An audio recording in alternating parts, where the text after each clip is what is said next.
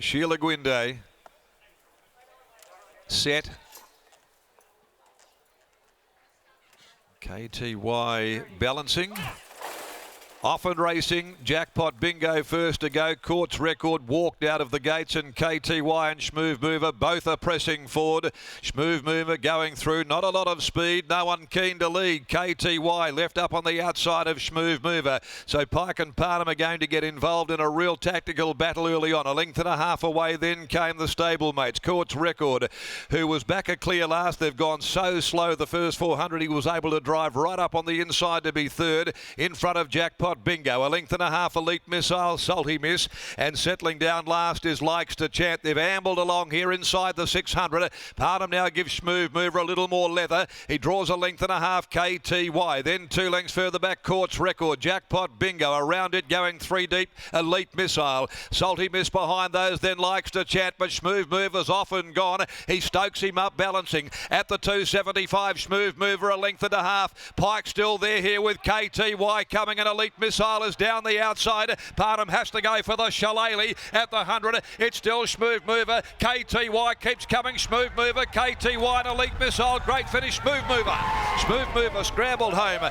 from either KTY or Elite Missile. Great start to the day. Wonderful finish. Behind them, back behind those in 4th place in Court's Record, Salty Miss, Jackpot Bingo and Likes to Chant. Fabulous finish to open this afternoon's proceedings here from Ascot. SHMOOV having to find and respond under some vigorous riding from Chris Parnham to hold KTY and Elite Missile, who have photoed second together. The margin between the trio about a neck. SHMOOV able to get away with some awfully cheap sectionals in front. They looked as though they were just in first gear for most of the way. It was a dawdle. KTY was up there second, which wasn't to be expected. But Parnham, he was off and gone on the corner. The horse was coming back to the 1200 and has won from probably Elite Missile. It knows KTY with no numbers on the board at this point. The winner, recording his 4th victory in 6 starts, a 3-year-old chestnut. He's by Territories out of Can She Move for Chris Chalwell, MJ, Mrs. Waihoy, S. Hooper, C. Campbell and R. Clark, S. Murphy, J. Statham and Dar Ricciardi.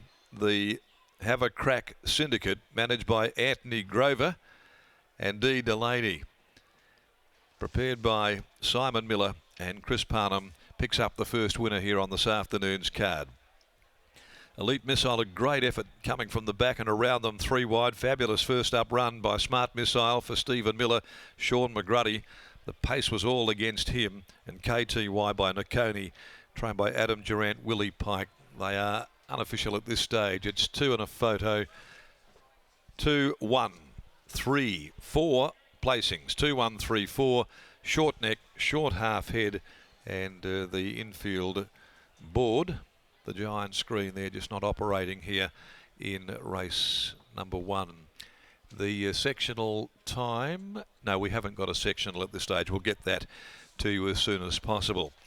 So favourite backers, they jumped in at 165 at the finish. He jumped 175 SHMOOV, 750 Elite Missile.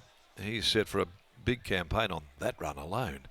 And KTY 270. Race 2's at 4 minutes after 1. A field of 9. There are no changes in the Tab Touch Westby Platinum Handicap. Kel Kinnamont, no doubt, has been on tenterhooks down there. She had to keep a close watch on SHMOOV in the yard. And she's down now looking a bit more relaxed after all of the action pre-race with Lockie Taylor.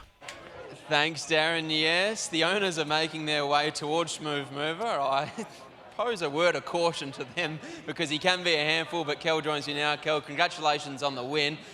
As we keep touching upon, he's not the finished product yet. Some ability. Yeah, he was hard work today, pre-race. We ended up leading like it wasn't really where we wanted to be, but there wasn't an abundance of speed. So he was actually quite good in the end. He's trying to be versatile, I think, where he gets to from now. The 1200 obviously suits, but yeah, I'm not sure.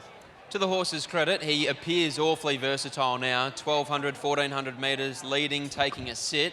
He is almost the fully furnished racehorse. Yeah, if we can get his pre-race manners sorted out, I think he will be. But I think he's still definitely a horse that needs racing and more experience. He's not ready to go to the bigger races yet, I don't believe, but that's not up to me. So he's an absolute beauty. He's on raw ability. So, yeah. How's he handling his preparation behind the scenes? Do you feel like there's still a race or two left in him this time in? Yeah, he's really great at home. Like, Tara does all his work and he goes around beautifully on the track. His track gallops.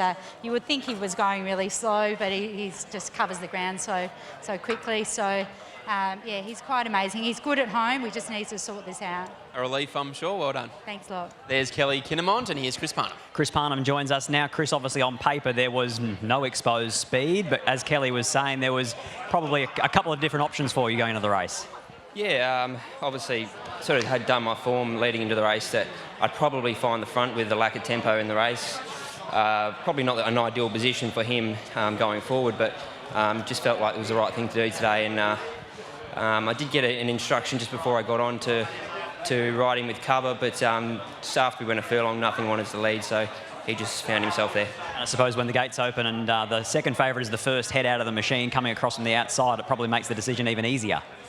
Yeah, well, yeah, obviously you didn't really want to sort of give the race away at that point, so just held the front and he did the rest for me. He's a nice horse. Pre-race earmuffs went on today. Didn't look like they made a lot of difference for him. He still gets a little bit of a bee in that bonnet. Yeah, I don't think they made a lot of difference, but you know, if they help 5-10%, that's always a help. But he's probably just a horse that's going to, you know, that when I don't say mature, they sort of grow out of those sort of habits, most of them. So hopefully he's one of them. Congratulations, well done. Thank you. There's Chris Parnham kicking off the day with a winner, as we've so often seen over the last few months. He combines with Simon Miller and a horse on the rise. SHMOOV Mover to take out the Drum and Golf Handicap.